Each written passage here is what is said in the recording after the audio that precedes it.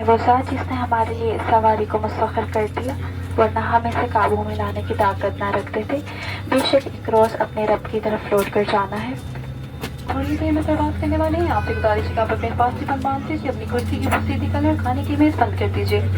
आपको मुतला किया जाता है कि दौरान प्रवास सामान रखिए अलावा मसलन मोबाइल टेलीफोन बंद कर दिया, फ्लाइट मोड पर कर दें। एशिया के तमाम प्रवास पर सिगरेट और इलेक्ट्रॉनिक सिगरेट के इस्तेमाल की सख्ती से ममानियत है। शुक्रिया। अस्सलाम वालेकुम जी। मैं और आमिर मतीन साहब जो हैं वो कराची के लिए ट्रैवल कर रहे हैं और बड़ा भाग दौड़ के हमने फ़्लाइट पकड़ी है। मैंने जब आमिर साहब को देखा तो सड़क के ऊपर बैग लेके पैदल भाग रहे थे और गाड़ी इन्होंने छोड़ दी थी और किसी की पहले बाइक पकड़ी फिर पैदल भाग रहे थे। तो इस तरह के हालात इस्लामाबाद में हो गए हैं। आमिर साहब हुआ क्या आज? आप फ़्लाइट आपने बड़ी मुश्किल से आखिर में भाग दौड़ के पकड़ी है। मैं तो पहले ही ट्रैवलिंग से बड़ा भागता हूँ। मेरा अर्ज़ तो इस तरह ही था कि जिस तरह कोई जंग के महाज पे जहाज़ में ट्रैवलिंग की है। पहले तो इस्लामाबाद बंद था, तो जो टिपिकल वो है कि जी वो सिक्योरिटी लगी हुई है, क्या कहा जाता है उसको कि वो रूट लगा हुआ है। तो वो रूट लगा हुआ था और वो उसमें फंस गए और कोई परवाह नहीं करते। कोई ये जो हमारी वीआईपी कल्चर पता नहीं इससे कब जान छूटेगी। और लोग धूप के अंदर जो है घंटों खड़े रहे हैं और ये भी नहीं पता कि कौन वीआईपी असली वीआईपी है, दरमियाना वीआईपी है या कोई जाली वीआईपी है। और कोई एहसास नहीं करते कि गर्मी के अंदर मोटरसाइकिल पे साइकिल पे लोग खड़े हुए हैं और मीलों खड़े हुए हैं। किसी की फ़्लाइट मिस हो रही है, किसी की पेशी मिस हो रही है, किसी का दफ्तर मिस हो रहा है, किसी के बच्चे का इंतज़ार कर रहे हैं। एम्बुलेंस भी फंसी हुई थी। तो बड़ी मुश्किल पैदल क्रॉस करने की कोशिश की। तो क्या मैंने आपसे फिर आपको पता ही रब्ता किया कि आपकी गाड़ी कश्मीर हाईवे पे थी, मेरी सर्विस लेन में नैब के दफ्तर के आगे से शायद प्रॉब्ली पीटीआई का कुछ जुलूस था या पता नहीं क्या था। तो रूट था। तो मैं आपकी गाड़ी पे मैंने कहा पैदल एक मोटरसाइकिल से लिफ्ट ली। अब ये जहाज़ में सफ़र करना है तो बैग भी उठाया हुआ, वो मोटरसाइकिल पे बैठा। तो बड़ी मुश्किल से वो पहुंच के एक जगह से मैंने कहा पैदल चल के कश्मीर हाईवे की उस तरफ जो है असद साहब जो है खड़े हुए थे। तो वो उसने कहा जी रूट लगा हुआ, बैग था हाथ में, तो उसको शक पड़ा कि ये बम से ना उड़ा दे। लिहाजा पैदल भी क्रॉस नहीं कर सकते आप। तो वो बस पैदल बड़ी मुश्किल तो आज से छूटते रह गई। लेकिन आप आमिर साहब मुझे बता रहे थे कि एक एडवाइजरी भी आई है डोमेस्टिक फ़्लाइट्स के लिए। 3 घंटे पहले एयरपोर्ट पहुंचे हैं। जी ये जो है सियाल के ऊपर हम ट्रैवल कर रहे हैं। तो जब ये पहुंचे हैं तो वो भी एडवाइजरी आई कि 3 घंटे पहले डोमेस्टिक फ़्लाइट के लिए आपका एयरपोर्ट पे पहुंचना लाजिम है।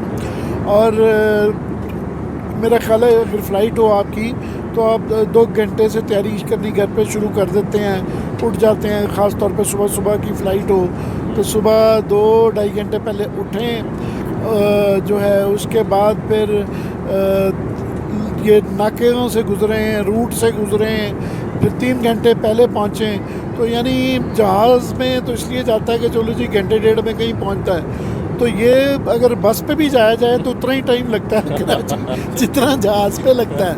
और फिर जहाज़ की पैदल भी जाया जाए मतलब 3 घंटे का मतलब 2 घंटे पहले, 3 घंटे का पहले और उसके बाद एयरपोर्ट पे 1 घंटा बैठें तो 6-7 ये घंटे हो गए। फिर वहाँ उतरेंगे, फिर आपके बैगेज आने में और वो बाहर एयरपोर्ट से निकलने में तो 8 घंटे तो आप इस्लामाबाद से कराची पहुंचते हैं। और आई एम टोल्ड कि अभी मोटरवे पे कई लोग जाते हैं वो 8-10 घंटे में वायलेट करते हुए स्पीड लिमिट जो है वो भी पहुंच जाते हैं। सो ये बस में जाने में और जहाज़ के जाने में कोई फ़र्क नहीं रह गया। और मेरे जैसे ख़ास तौर पे जो दिल के मरीज़ हैं और मोटरसाइकिल पे बैठना पड़ जाए और एक बैग पकड़ के दौड़ना पड़ जाए और धूप के अंदर, तो वो तो टोटल लाइफ रिस्क है। मैंने जब आपको देखा ना तो मैं एक दफ़ा वाकई घबरा गया था थोड़ा कि यार आप जिस तरह से सड़क पे धूप में वो आ रहे हैं तो मुझे अंदाज़ा है आपकी सेहत का भी। वो जो मोटरसाइकिल पे मैंने पता नहीं कितने अरसे बाद बैठा है बैग पकड़ के, वो भी शरीफ आदमी था, वो बहुत ही बेचारा। उसको मुझे देखा कि मैं मुश्किल में हूँ और आपसे करेक्ट कर रहा हूँ। उसने कहा ये गाड़ी में अगर आप बैठे रहे तो आप नहीं निकल सकेंगे। और वाकई मेरी लाजमी फ़्लाइट मिस हो जानी थी क्योंकि रूट क्लियर होते और ट्रैफिक क्लियर होते हुए वो 1 घंटा 1.5 लग जाना था। तो वो बहरहाल आमिर साहब, पहुँच आप तो फिर भी गए। चलने जहाँ रहते हैं वहाँ से इतने ज़्यादा रूट्स का आपको सामना नहीं करना पड़ता होगा ऑफिस आते हुए। मैं जहाँ रहता हूँ मैं एक्सप्रेस वे लेता हूँ और रास्ते में वो करवाल चौक पड़ता है जहाँ से वो पुराना एयरपोर्ट आता है। तो मैं हर दूसरे तीसरे दिन जो है वो ट्रैफिक में फंसता हूँ, रूट में फंस जाता हूँ। और पहले रूट हुआ करता था 5-10 मिनट का, अब ये पौने घंटे के रूट होते हैं। और मैंने देखा कि बाज़ दफ़ा बुज़ुर्ग फंसे होते हैं, ख़वातीन होती हैं, बच्चे होते हैं। रूट कल्चर जो है ये तो अब बहुत ही ज़्यादा हो गया। और अब समहाउ ये चूँकि पिछले दिनों में बहुत ज़्यादा फॉरेनर्स आए हैं यहाँ पे, तो अब ऐसा लगता है कि वो हम हुकूमत को एक जस्टिफिकेशन भी मिल गई है कि जी देखें जी मुल्क के लिए ये ज़रूरी है। हालांकि इसको बेहतर तरीके से मैनेज तो किया जा सकता है। आपने सारी उम्र इस्लामाबाद में गुजारी है, क्या ये पौने के घंटे के रूट पहले भी लगा करते थे? नहीं, ये पाकिस्तान के अंदर कल्चर बन गया हुआ है कि ये आवाम की तकलीफ़ की परवाह ना करें, अपनी नौकरी आसान कर लें। सिक्योरिटी की आप इनकन्वीनियंस से बच जाते हैं कि नौकरी ना करनी पड़े। आसान काम है कि फ़ोन बंद कर दो, ट्रैफिक बंद कर दो, कुछ भी सब कुछ बंद कर दो। ये पिछले 20-30 साल में हुआ है। मुझे जो याद पड़ता है, रहमान मलिक साहब मरहूम अच्छे आदमी थे, मगर ये उनके दौर में सिलसिला शुरू हुआ था कि फ़ोन बंद कर दो, ट्रैफिक बंद कर दो, सड़कें बंद कर दो। तो अब ये वो बहाना चाहिए होता है उनको कि एक मजाक बन के रह गया है। और ये परवाह नहीं करते कि लोग कितनी बद्दुआएं देते हैं और उससे क्या नफ़रत इंतज़ामिया के लिए और हुकूमत के लिए।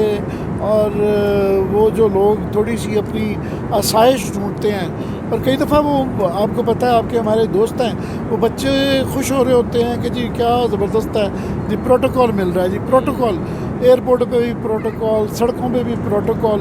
तो ये बस ये एक बेहिस्सी कह लें या एक टोटली बेशर्मी कह लें, जो भी कह लें, ये बहुत कल्चर बहुत ही ज़्यादा सालों से और बढ़ता ही जा रहा है। There's no limit to it।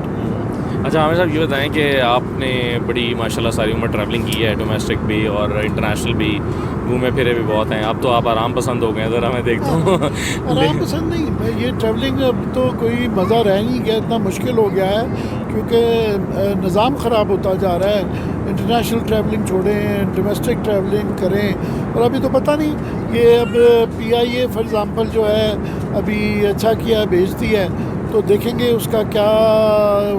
उनको अच्छी बात है, सुनते हैं कि जेट फ्यूल भी दे रहे हैं। पर मेरे जहन में आ रहा था कि ये कई दफ़ा नेशनल एयरलाइंस इसलिए रखी जाती है कि प्रॉफिट ज़रूरी नहीं होता। कि अब ये जो हमारे ख़ास तौर पे इलाके हैं, चित्राल है, गिलगित है, यहाँ पे सब्सिडाइज़ देना पड़ता है क्योंकि वो 24 घंटे और 36 घंटे का सफ़र होता है। तो वो गरीब लोग हैं और उनका वो डिस्कनेक्टेड होते हैं इस्लामाबाद से या बाकी पाकिस्तान से, और कोई रोज़गार के लिए यहाँ आते हैं। तो हुकूमत उनको वहाँ मकसद प्रॉफिट का नहीं होता, उनके लिए आसानियाँ भी पैदा करना है। अब जब प्राइवेटाइज़ करना बिल्कुल ठीक है, मगर उन लोगों का क्या किया जाएगा, कैसे उनकी ज़िंदगी, या तो प्राइवेट एयरलाइंस को सब्सिडी देनी होगी, और ये पता नहीं कैसे। बहरहाल ये एक बहुत बड़ा एक इशू है।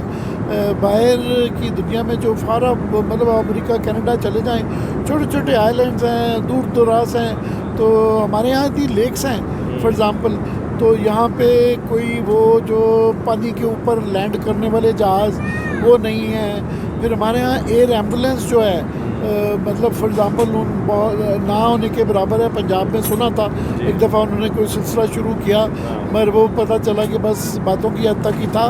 तो ये काफ़ी सारे मामले हैं जो कि ट्रैवलिंग जो है, एक तरफ तो ये मोटरवे आसाइश एलीट के लिए बनती जा रही हैं, गरीब लोगों की जो सफ़र है, ट्रैवलिंग है, मुश्किलात है, मैं समझता हूँ वो बढ़ती जा रही हैं। पेट्रोल भी महंगा है, सड़कें जो हैं वो टोल महंगे होते जा रहे हैं, उसके बाद रुकावटें, रूट, तो ज़िंदगी ट्रैवल करता है तो फिर ये मुझे भूला, मैं बहुत कम कोशिश करता हूँ कि ट्रैवल ही ना करूँ। तो जिस दिन वो जब करनी पड़ती है तो फिर सही रात नींद नहीं आती कि सुबह ट्रैवल करना है। मैं सही रात नींद नहीं आई कि सुबह अर्ली ट्रैफिक है, और मेरे जैसे लोगों के साथ फिर होता भी ऐसे जो हुआ है। कहा उन्हें कि जल्दी निकलना, कहीं ट्रैफिक में ना फंस जाऊँ। खाने के लिए सकते हैं लगभग 5 किलो पानी और जहाज सूख कर खिड़की पर्दे खुले रखें। ईद एलान कराई जा रही है कि नाम ऐलान में जहाज से बाहर निकलने का रास्ता जहाज के पिछले सिरे मौजूद है, शुक्रिया। Ladies and gentlemen, your attention please. Inshallah, we will have a shortly urgent international airport. Please ensure you have our stored and loaded compartments on the seats in front of you. Please bring your seat back in upright position. Close the material and fasten your seatbelt. Keep the window shut over for landing. Once again, you're in my case of emergency. You can also move on the right side of the aircraft. Thank you. अच्छा आमिर साहब, मैं चूँकि travelling करता हूँ तो वो कुछ लोग इन्होंने बाज़ दफ़ा ये कहते हैं कि जी इतने मसाइल हैं, इतनी परेशानियाँ हैं, लोगों की रोटी पूरी नहीं हो रही, आप उनको ट्रैवलिंग की तरगीब दे रहे हैं। तो आपने भी अभी कुछ मसाइल का जिक्र किया है, तो अगर मसाइल में उलझे हुए हों तो क्या ट्रैवलिंग नहीं करनी चाहिए या फिर भी अपने लिए ट्रैवलिंग के लिए वक्त तो निकालना चाहिए? मुझे तो हंसी आती है, सयाहत की बात कर रहा हूँ। सयाहत जो है, मुझे बड़ी हंसी आती है जब सयाहत के प्रमोट करने की बात की जाती है कि ऑफ कोर्स हमारे पास दुनिया के खूबसूरत तरीन इलाके हैं और सयाहत का बड़ा पोटेंशल है, मगर एक तरफ रोज़ की ये अखबार उठा के देखें या टेलीविज़न देखें तो जो है 10 लोग जो है इधर मारे गए, 2 उधर मारे गए, 4 उधर मारे गए, पंप फट रहे हैं। फिर ये जो हमने ट्रैवलिंग की मुश्किलात कराई और जो हम तो पाकिस्तानी होते हुए फिर मुश्किलों से गुज़रते हैं, तो फॉरेनर्स जो हैं वो ठीक है, हेयर एंड देयर को इस तरह की वो बेचारे, क्योंकि हम मेहमान नवाज लोग हैं, लोग अच्छे हैं, तो वो कॉम्पनसेट कर देते हैं अच्छा सलूक करके। मगर वो शायद 2-3% ही हैं जिनके साथ वो गुड स्टोरी होती है।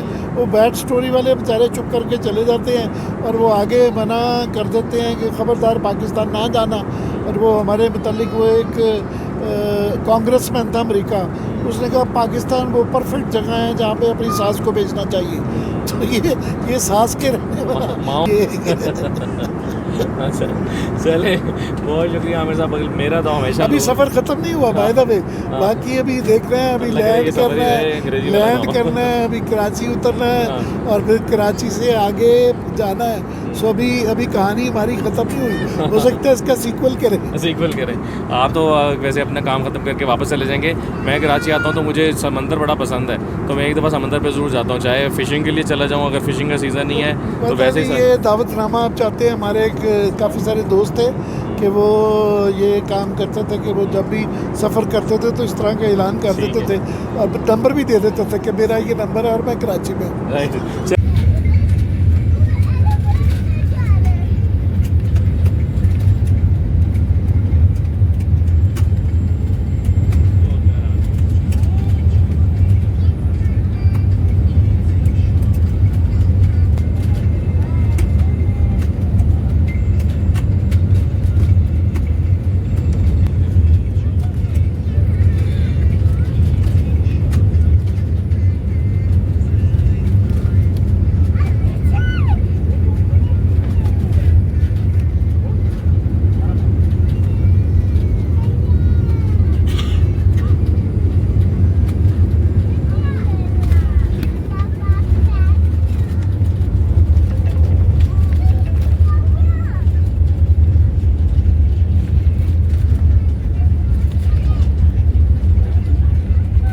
एयरपोर्ट कराची पहुंच गए हैं। यहाँ पर मुकामी वक्त 12:05 हुए हैं और बाहर का दर्जा हरारत 33 डिग्री सेंटीग्रेड है। आपके तहफ़्फ़ुज़ की गुजारिश है अपनी निश्चित पर ही बैठे रहिए, हिफाजती बंद बांधे रखें जब तक जहाज़ मुकम्मल तौर पर रुक ना जाए और इंजन बंद ना हो जाए। इज़राए मेहरबानी जहाज़ से उतरते वक्त अपना तमाम दस्ती सामान अपने साथ ले जाना ना भूलें। बालाई खाना एहतियात से खोलें। अब कैप्टन अब्दुल मोइन और उनका अमला आपको खुदा हाफिज़ कहते हैं। शुक्रिया, खुदा हाफिज़।